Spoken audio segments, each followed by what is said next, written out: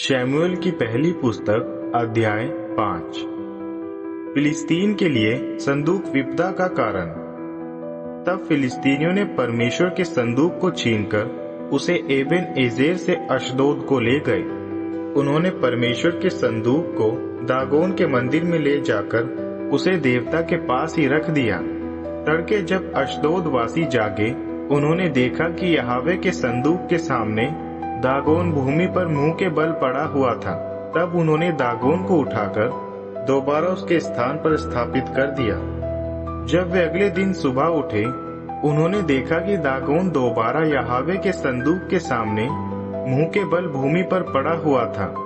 इसके अलावा दागोन का सिर और उसके दोनों हाथ कटे हुए ड्योढ़ी पर पड़े हुए थे। मुंह के बल उसका धड़ समूचा था। वही कारण है कि आज तक ना तो दागोन के पुरोहित और ना ही कोई भी जो दागोन के मंदिर में प्रवेश करता है, अशदोद नगर में दागोन के मंदिर की ड्योढ़ी पर पैर नहीं रखता।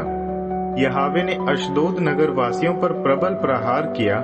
अशदोद तथा अन्य निकटवर्तीय क्षेत्रों में लोगों को गिलटियों से पीड़ित किया। जब अशदोद वासियों ने स्थिति की विवेचना की, वे इस निष्कर्ष पर पहुंचे, यह सही नहीं कि इज़राइल के परमेश्वर की मंजूषा हमारे मध्य में रहे, क्योंकि उनके परमेश्वर ने न केवल हम पर बल्कि हमारे देवता दागोन तक पर प्रहार किया है। इसलिए उन्होंने फिलिस्तीनियों के सभी अगुओं को इकट्ठा किया और उनके सामने इस प्रश्न पर विचार किया गया, इज़राइल के परमेश्वर के संदूक के विषय में क्या किया जाना सही होगा। सबने कहा, इज़राइल के परमेश्वर के संदूक को गाथ नगर भेज दिया जाना सही होगा। तो इज़राइल के परमेश्वर के संदूक का स्थान बदलकर गाथ नगर कर दिया गया। यह होने पर यहोवा ने उस नगर पर भी वार किया।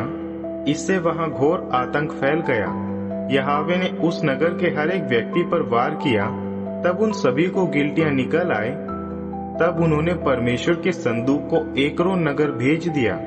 मगर जब परमेश्वर का संदूक एक्रोन नगर पहुंचा, एक्रोन वासी यह चिल्लाने लगे, हमें मारने के उद्देश्य से इज़राइल के परमेश्वर का संदूक यहाँ लाया गया है। तब फिलिस्तीनियों के सभी अगुओं की सभा बुलाई गई और यह प्रस्ताव निकाला गया, इज़राइल के परमेश्वर का संदूक यहाँ से बाहर भेज दिया जाए।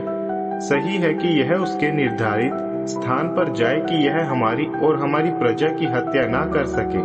पूरा नगर मृत्यु के आतंक की चपेट में आ पड़ा था। वहां परमेश्वर उन पर बहुत ही प्रबल प्रहार कर रहे थे।